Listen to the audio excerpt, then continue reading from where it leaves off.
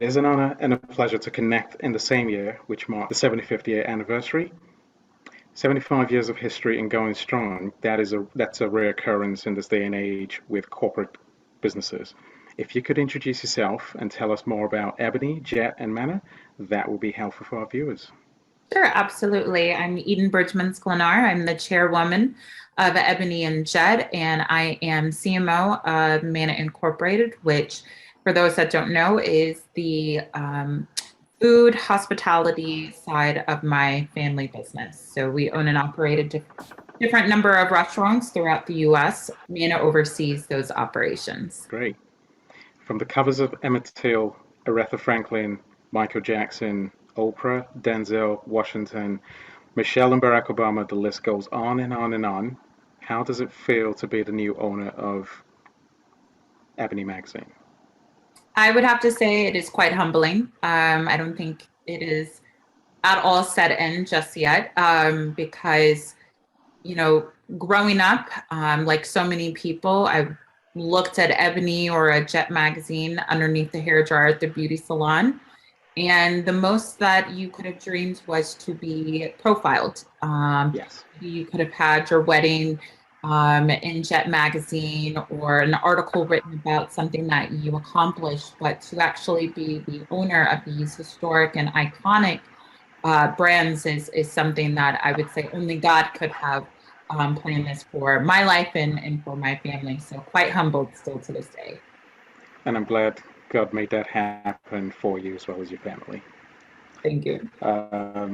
Since 1145, Holdings was the only company with a serious bid for both assets. How easy was the due diligence and how long did the transfer of ownership take?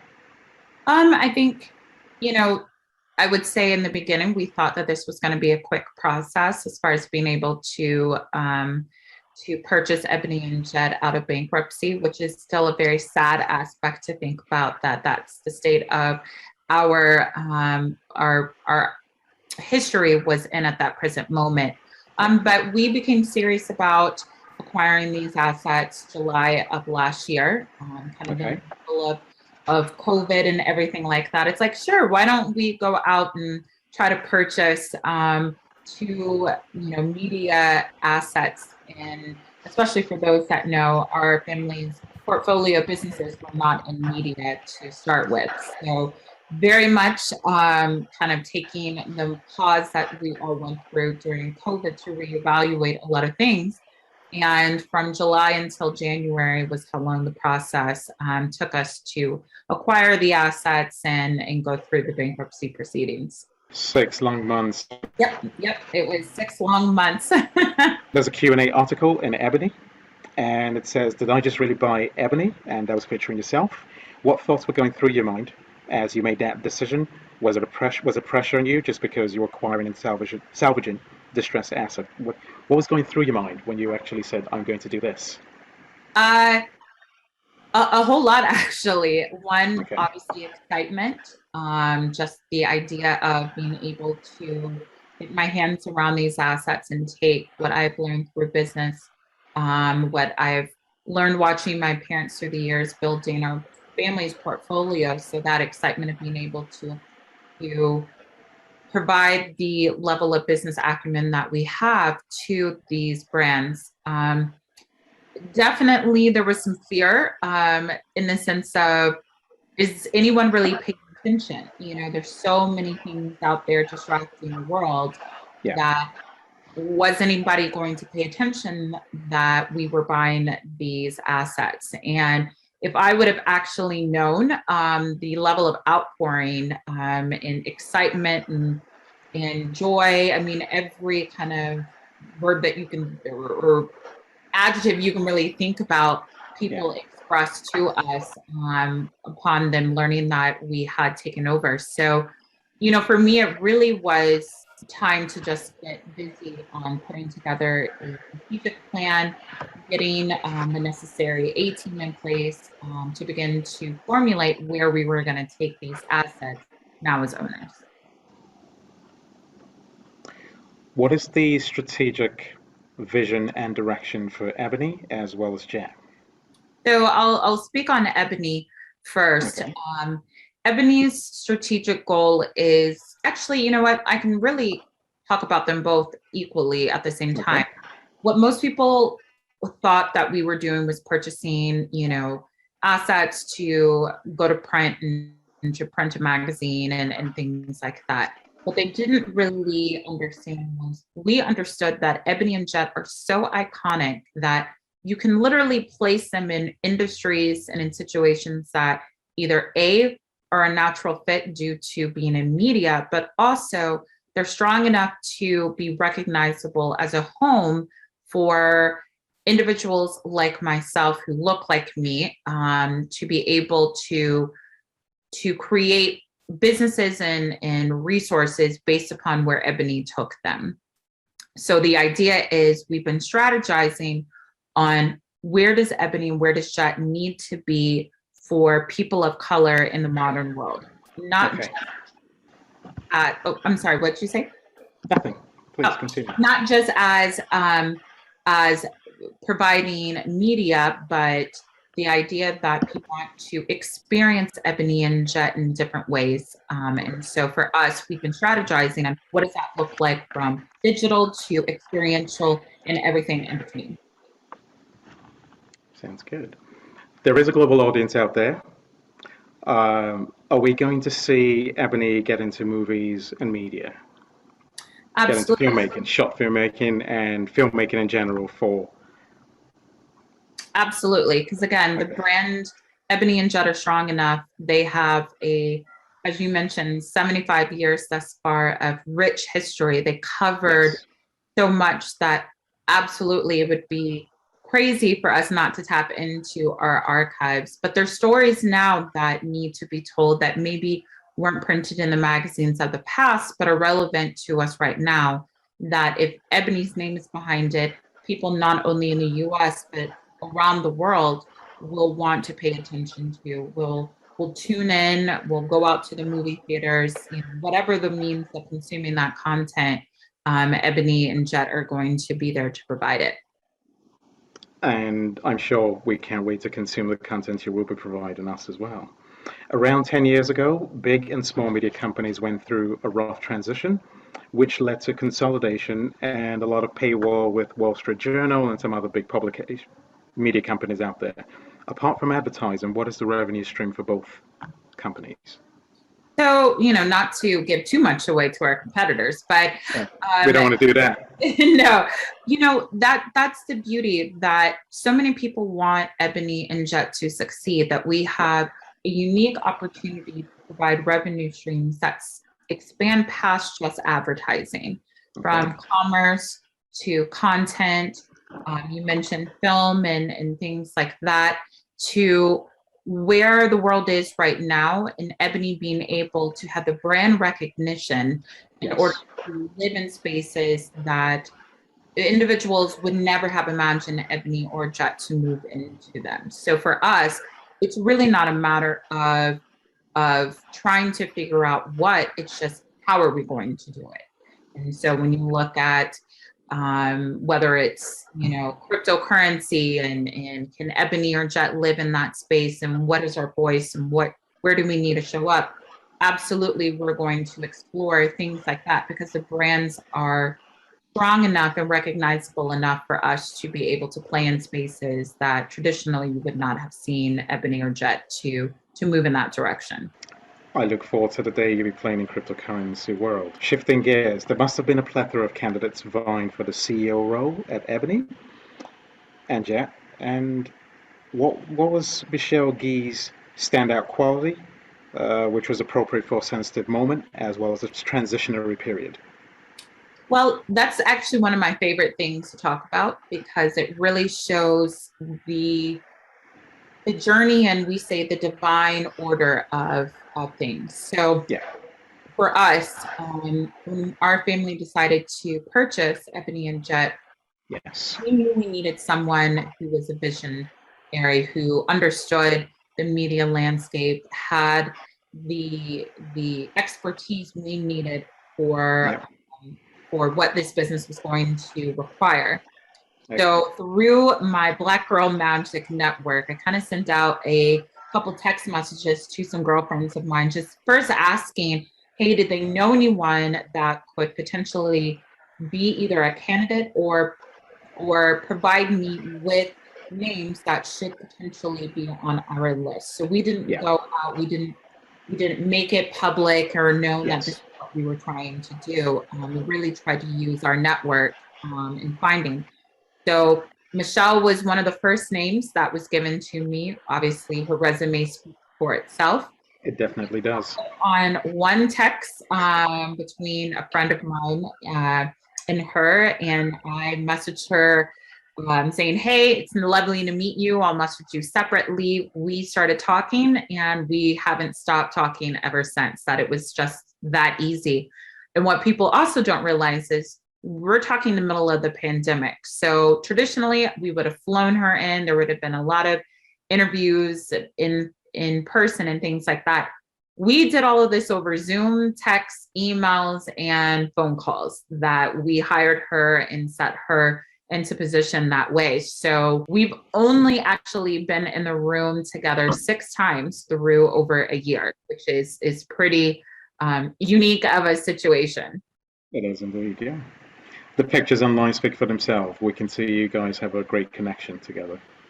In conjunction with the grand vision and with your grand vision and Michelle's leadership, I guess it's safe to say 100 years of Ebony is guaranteed. Absolutely. And 100 years, meaning 100 years from us taking over, not 100 adding on the extra 25 from its inception. So absolutely. Thank you very much for clarifying that. I'm actually enamored with companies that go over 100 years, hence the question. Mm-hmm. As of July 2021, Michelle, the CEO of Ebony and Jet, talked about the overwhelming C-suite leaders coming to her, such as Mark Pritchard from P&G and Coca-Cola. These guys are committing, or this companies are committing exceptional amount of dollars. I'm not going to go into how big it is or how big the amount is. So how does it feel to receive that much success in a very short space of time after reviving this asset? It hasn't been that long, but you have big companies supporting Ebony. So please tell us about that. You know, it's really the sign of the times that we're in, you know, being Black, having Black companies and kind of coming off of 2020 and all that was, it's obviously the recognizing that investing in Black is smart, investing in Black is needed. And so these giants within their industries understood that, and they were some of the first to let us know that they were going to make significant investments in what we were trying to do, knowing that the vision would take time to obviously bring Ebony and Jet into the leading voice again that it was, in understanding that this is a long-term play. So many times companies want the immediate ROI, but what they miss is the long-term partnership. As we grow, they grow. And it's really that type of partnership that we've been very fortunate enough to solidify with some key players right off the bat. But we knew that people were going to invest in what we were trying to do. It's just wonderful that it happened so quickly. And honestly, we've had to kind of turn down things just based upon wanting to make sure we had the bandwidth to execute. And that is a really amazing thing to have, not even a full year in. We say we really didn't start until March of this year. So March until now, you know, middle of October, to be sitting in this position that we're in is quite extraordinary. When you say turn down things, are you talking about turning down advertising dollars?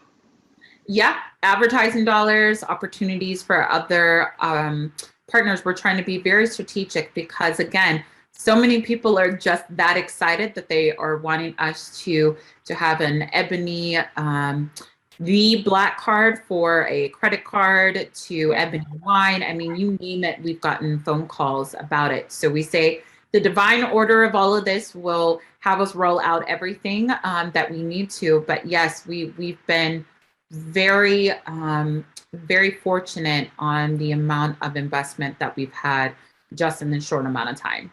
Hence, the 100 years which you mentioned after the first 100 years is definitely certain.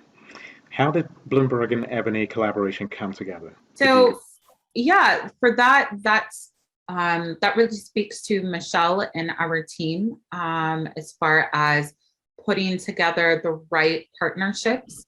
Yes. For Ebony to partner with Bloomberg and what we're trying to achieve, which is not something that I think people were really expecting us to do from the very beginning. So through Michelle's just relationship within the industry and a shared understanding of what we both bring to the table, meaning Bloomberg and ourselves, and what we hope by our partnership will bring resources, information to our community so that they can be better by this partnership that we created. And again, this isn't a short-term, quick transaction. We know that it's going to take both of us investing our time and resources for the shared goal to be achieved. And the sort of content we should expect would be financial content or something slightly different? Variations of that, absolutely. Okay, sounds good. Whilst we were researching, we came across something unique and exquisite. If you don't mind telling us about the hats that I'm sure you are aware of in the Ebony, did I really purchase this? Did I really just purchase Ebony article? There were two hats that were shared there. Could you tell us more about that? Who was the designer? How Absolutely. did this come out? Yes, so I wasn't born in Louisville, Kentucky, but that is where I grew up. So okay. Kentucky is known for bourbon and the Kentucky Derby. So growing up, obviously knowing that the first Saturday in May, you had the most exciting 2 minutes in sports with Kentucky Derby race. And so those hats were designed by a designer named Loretta Corsetti. She resides out of Chicago. And she and I got connected when I lived in Chicago, and having to go to the Derby, it was like, well, who in the world in Chicago understands a Derby hat the way I needed it to be? And through Google, thank goodness, she and I got connected and have been working exclusively together on my Derby hats ever since then. So she likes to say I am her muse and vice versa as far as the creations we look forward to doing each year for the Kentucky Derby. Although this is a pre-recording, I can assure you everyone watching live is going to be seeing those hats. And tell us a little bit more about the Trifecta Gala on the eve of the Trifecta, yeah. The Trifecta is our family's outward philanthropic moment centered around the Kentucky Derby. Since obviously that's where we grew up, it's where part of our family business headquarters is. So we have a lot of love, and my parents still reside in Louisville, and a sibling and his family lives there. So Louisville is home, and wanting that community to be served by the blessings that our family has received over the years and putting it back into the community. So we have the privilege of being able to host one of the premier galas that happens the night before the Kentucky Derby. We've had the who's who pretty much come in and either perform or walk our red carpet, and all proceeds go to various charities that our family supports. So we've given to the West End Boys School, the Bee Foundation, to the Autism Center at the University of Louisville, and a number of other really amazing organizations doing good in the community and also nationally. It's basically for a good cause. It's the charitable event for a good cause. Absolutely, yes. I've actually seen the who's who, and it looks really nice. What sort of superpower did you wish you had as a child? And now, as an adult, what type of superpower or superpowers would you like to have? I mean, as a kid, you always wanted to either make yourself invisible for me being the youngest of three and having two older brothers, invisible so I could terrorize them versus, what they might have done to me as a child, or you wanted to fly or things like that, as you saw the kind of comic book characters and their superpowers. As an adult, I think, and as a new mom, I joked with my own mom that I know I have the same 24 hours in a day. Yes. Doesn't feel like it's like time all of a sudden is moving at a light speed, and 24 hours is just not enough. So the superpower I wish I had was to make more time. There's just never enough time either to spend with loved ones, especially again, coming out of a difficult year, I think, for all of us, of not being able to spend time with our friends and family as we wanted due to COVID-19. So yeah, superpower I'd like to have it at this stage in my life would be the power to add more time into my day. Okay. Adding more time to the day, elongating the time to be able to do more. I wasn't expecting that, but I truly wasn't expecting that. But time is something which is it's rare, and I also do not like to waste time, because there's just a little bit of it every day. So do what we can do when we can do it. Absolutely. Make hay while the sun shines, as they say. Yep. How much influence did your father have, directly or indirectly, as you decided to choose a career in business? Because your dad is a phenomenal individual, while other people were taking time off of the MBA. I'm sorry, when other people were having fun, your dad was out there in school, in law school, I believe, correct? Correct. Yeah. Yep. So I believe his work ethic has definitely come down. He's passed on the great genes of work ethic to you. What influence did he have, directly or indirectly? I think both my parents, obviously, directly and indirectly. My parents came from very humble means. So them as a partnership, my father obviously gets the most attention due to being a former professional athlete and then all the success he's received in business. But I like to let people know that it really was both of them, because my mother had to be CEO of the house. She had to run it like the businesswoman that she actually was, the one that went to business school. And she will gladly tell anyone that was what she went to school with, or school for, not my father.